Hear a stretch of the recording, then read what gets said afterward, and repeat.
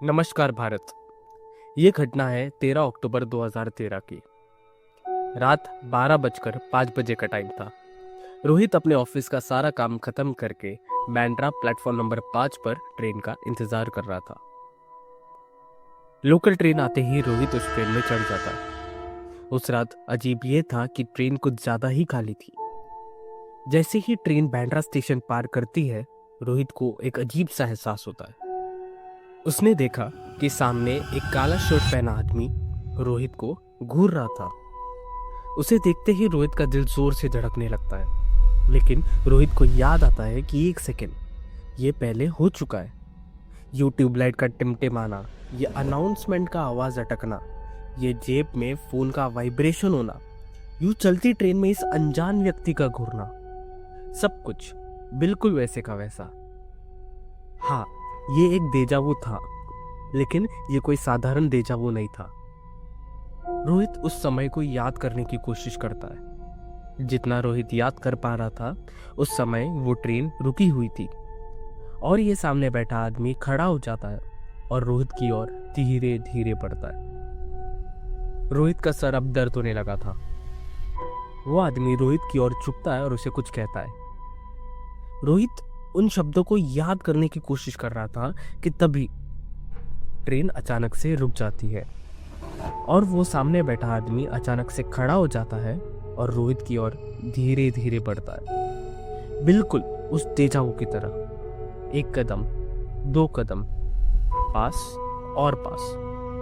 वो आदमी रोहित की ओर झुकता है और कहता है, अब याद आया। वो सुनते ही रोहित की आंखों के सामने अंधेरा छा जाता है। रोहित की आंखें खुलती है और वो खुद को वही प्लेटफॉर्म नंबर 5 पर खड़ा पाता है। रोहित अब इंडिकेटर की ओर देखता है और इंडिकेटर को देखते ही वो सहम जाता है। अगली ट्रेन रात 12:05 प्लेटफॉर्म क्रमांक 5 पर। वही समय, वही प्लेटफॉर्म और वही काला शर्ट वाला आदमी किनारे खड़ा मुस्कुराते हुए रोहित को घूर रहा था। रोहित के साथ जो हुआ, क्या वो डेजावू था या पुनर्जन्म से संबंधित कोई चेतावनी, या इन सब चीजों के पीछे कोई साइंटिफिक रीजन है? आइए आज के वीडियो में समझने की कोशिश करते हैं।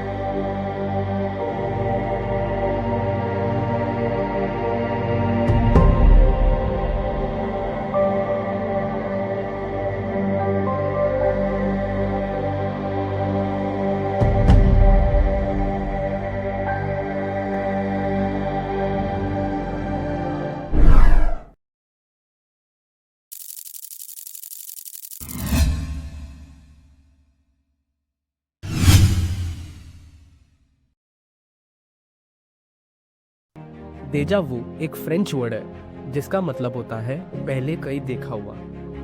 रिसर्च बताती है कि लगभग 60 से 70% लोग अपनी जिंदगी में कम से कम एक बार डेजावू का एक्सपीरियंस करते हैं। भारत में कई लोग इसे पुनर्जन्म, कर्मा, किस्मत या अलौकिक संकेत से जोड़ते हैं। लेकिन साइंस क्या कहती है, चलिए जानते हैं। Chapter 1, the memory glitch theory. हमारे दिमाग में दो मेन मेमोरी सिस्टम होते हैं, short term memory, long term memory. Generally जब कोई चीज पहली बार होती है तब सबसे पहले वो शॉर्ट टर्म मेमोरी में चली जाती है। बाद में जो भी उनमें से महत्वपूर्ण जानकारी होती है वो लॉन्ग टर्म मेमोरी में स्टोर हो जाती है। मेमोरी ग्लिच के दौरान ये संतुलन बिगड़ जाता है और जानकारी शॉर्ट टर्म मेमोरी की जगह डायरेक्ट लॉन्ग टर्म मेमोरी में स्टोर हो जाती है। बिल्कुल ऐसे जैसे आपके दिमाग ने फाइल खोलने से पहले ही उस फाइल को सेव कर दिया हो। अगर इस थ्योरी को रोहित की कहानी से समझे तो जब ट्रेन के अंदर रोहित ने देखा कि ट्यूबलाइट्स टिमटिमा रही थी, अनाउंसमेंट ग्लिचेस हो रहे थे, फोन वाइब्रेट हो रहा था, हो ना हो रोहित के दिमाग ने उस प्रेजेंट मोमेंट को गलती से लॉन्ग टर्म मेमोरी में सेव कर दिया हो। इसलिए रोहित ने जब ये सब महसूस किया तो उसे लगा कि एक सेकेंड, ये सब पहले हो चुका है। Chapter 2, the dual processing theory. आपका दिमाग जानकारी को कई रास्तों से प्रोसेस करता है। अगर आसान भाषा में समझाऊं तो सोचिए, आपके दिमाग के अंदर 2 वर्कर्स हैं जो एक ही जानकारी को संभाल रहे हैं। अगर एक वर्कर थोड़ी सी भी देरी करता है, केवल मिली सेकेंड्स की भी, तो आपका दिमाग वही मूवमेंट को 2 बार महसूस कराता है और इसीलिए आपका दिमाग आपको सिग्नल देता है कि रुको, मैं ये पहले देख चुका हूँ। Chapter 3, the temporal lobe connection. आपके दिमाग का एक हिस्सा होता है जिसे हम टेम्पोरल लोब कहते हैं। टेम्पोरल लोब मेमोरी प्रोसेसिंग में बहुत बड़ी भूमिका निभाता है। दिमाग का ये हिस्सा भाषा, याददाश्त और भावनाओं को महसूस कराने के लिए जिम्मेदार होता है। डॉक्टर्स ने देखा है कि जिन लोगों को टेम्पोरल लोब एपिलेप्सी होती है, उन्हें सीजर आने से पहले अक्सर इंटेंस डेजावू महसूस होता है। इससे पता चलता है कि डेजावू का गहरा कनेक्शन दिमाग के मेमोरी सर्किट से है। ये कोई सुपरनैचुरल चीज नहीं है, ये सिर्फ एक न्यूरोलॉजिकल इवेंट है। अगर यही टेम्पोरल लोब के कॉन्सेप्ट को कहानी से जोड़ूं, तो कहानी में रोहित के सिर में तेज दर्द शुरू हो जाता है। ये दिमाग के मेमोरी में एक स्ट्रॉन्ग एक्टिविटी का संकेत है। कभी कभार टेम्पोरल लोब में छोटी सी इलेक्ट्रिकल गड़बड़ी की वजह से कंफ्यूजन, फियर और एंजाइटीज जैसे स्ट्रॉन्ग इमोशंस को हम फेस करते हैं। लेकिन इसका मतलब ये नहीं कि कुछ पैरानॉर्मल हुआ है। इसका मतलब सिर्फ इतना ही है कि कुछ पलों के लिए दिमाग ने आपको गलत सिग्नल भेज दिया है।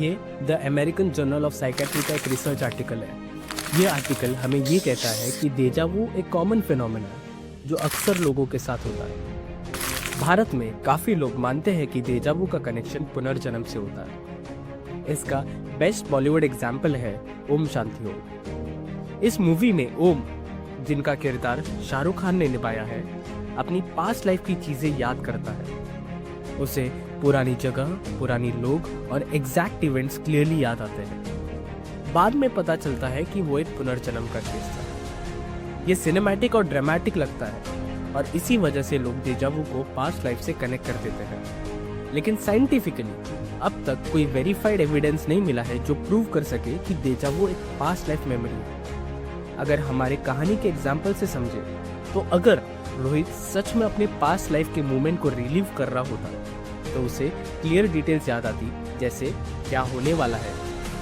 कौन क्या बोलेगा या आगे क्या एग्जैक्ट सीन होने वाला है। लेकिन रियलिटी में क्या होता है, सिर्फ एक स्ट्रॉन्ग फीलिंग होती है जैसे ये पहले हो चुका है। इसलिए साइंस के अकॉर्डिंग डेजावू एक ब्रेन ग्लिच मूवमेंट है जिसे मेमोरी का कंफ्यूजन कहते हैं, ना कि पुनर्जन्म का संकेत। तो अब की बार जब आपको डेजावू का अनुभव हो तो पैनिक मत करना। ये कोई पैरानॉर्मल एक्टिविटी नहीं हुई है, ना ही ये कोई पुनर्जन्म का संकेत है। ये बस इसीलिए हो रहा है क्योंकि ब्रेन ने गलती से रॉन्ग मेमोरी बटन दबा दिया है। और सच कहे तो हमारा दिमाग इतना पावरफुल है कि वो हमें विश्वास दिला सकता है कि वक्त रिपीट हो रहा है, बिल्कुल रोहित के कहानी की तरह। वो पल असली था, वो डर असली था, लेकिन वो रेपिटेशन, वो सिर्फ रोहित के दिमाग ने रचाया हुआ एक खेल था। और शायद तुम्हारे साथ भी यही हुआ हो।